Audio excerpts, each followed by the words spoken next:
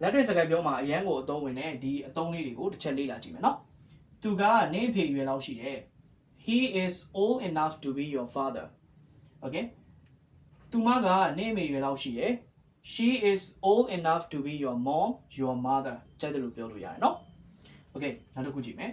နေငါမွေးမှငါသားရွယ်ငါသမီးရွယ်လောက်ပဲရှိတယ်အဲ့လိုဆိုရင် you are young enough to be my son ဒါမှမဟုတ် my daughter အဲ့လိုပြောလို့ရတယ်ပေါ့နော်အဓိကမှတ်မှာဘာလဲဆိုတော့ဒီလိုမျိုးဟိုကိုယ့်ထက်ကြီးတဲ့အရွယ်နဲ့နှိုင်းတဲ့အခါမှာ old enough to ကိုယ့်ထက်ငယ်တဲ့သူတွေနဲ့နှိုင်းတဲ့အခါမှာ young enough to ဒီအသုံးလေးတွေကိုသုံးမယ်ပေါ့နော်ငါနင့်ထက်အသက်ထက်ဝက်လောက်ကြီးတယ်အဲ့လိုဆိုရင် I am twice your age okay twice your age ဒီအသုံးလေးကိုသုံးမယ်နော်သူကငါထက်အသက်ထက်ဝက်လောက်ငယ်တယ်အဲ့လိုဆိုရင် he is half my age he is half my age အဲ့လိုပြောလို့ရတယ်